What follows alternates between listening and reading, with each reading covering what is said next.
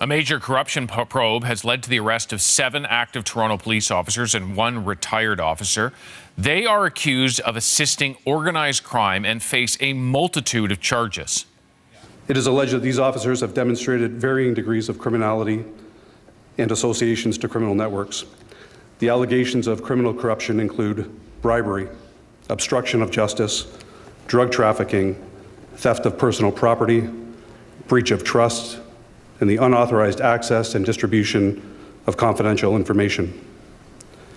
We are alleging that some police officers who were collecting personal and private information unlawfully and distributing it to members of organized crime, which ultimately resulted in serious harm in our communities. The charges of the Toronto police officers came after a months-long investigation by York Regional Police. CBC News confirming that 1 officer remains in custody. Toronto's police chief says he's seeking suspension without pay for at least 4 of the active members who have been charged. There are calls for an investigation as well. I want to bring in Clayton Campbell to this, who is the head of the Toronto Police Association, the union representing police. Have you ever seen something like this? No, in my 26 years of policing, this is the biggest police corruption, I'd say, scandal we've seen in our history. And, my message is that, there is a small number of officers that are alleged to have committed some really disturbing crimes, but that is not representative of the over 8,000 men and women that are out there right now keeping the city safe. These officers who've been arrested largely come from one division in the city, one police station, if I can. You've talked to people in that division. What are they thinking about this? They're disappointed. They're disappointed. And again, I don't want to prejudge. I don't have all the information about these charges, but our members are out there. They know they need public trust. When things like this happen, it really erodes that public trust that we have in the city. And we are very fortunate to have that trust, and we never take it for granted. So they were disappointed, and they want me out here today representing them to say that is not us.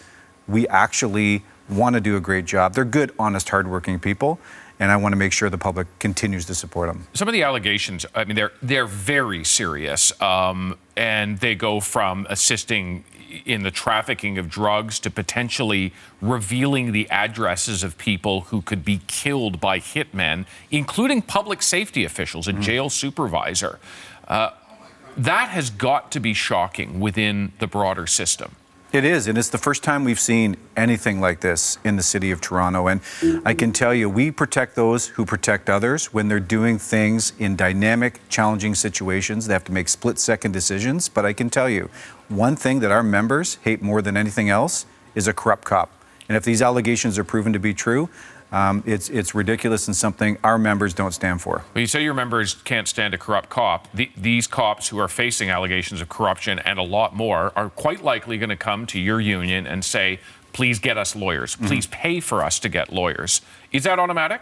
No, and I think this is something that any of our members that are listening to, we have a process. It's actually something called the Legal Assistance Plan Committee. It's removed from me. It's members that make these decisions, and I can tell you one of the criteria is for legal coverage from the association is that members are acting in the lawful, good faith duties when they're performing their duties. So I'll leave that for the committee to make a decision, but I think it's a stretch to say this was in the lawful, good faith performance of their duties. Sometimes when bad things happen, there has to be accountability closer to the top. Should their leader out of their division still be in his job? Yeah, we were at 12 Division yesterday evening with the Chief of Police, and we met with the unit commander. 2 really good new promoted members that got there a few months ago. The members have trust in them, so no. And I've also heard for calls for the resignation of the Chief of Police. We're not supporting that at this point. We think our focus needs to be on rebuilding public trust, and more importantly, that the member morale is kept high, that they know what we know. And that is the majority of Torontonians really support the police service, and we want to keep that going. I want to wrap up with you just by asking about this jail supervisor who seems to have, is it accurate to say somebody tried to kill him? Yeah, I don't have any information about the details of the investigation. Probably know about as much as you do about it, but I can tell you it's if these allegations prove to be true, they are extremely disturbing.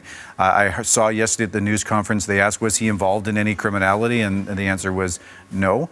So again, as the information comes out, we'll be closely watching it, but very disturbing allegations. All right, Clayton Campbell, thank you very much for your time today.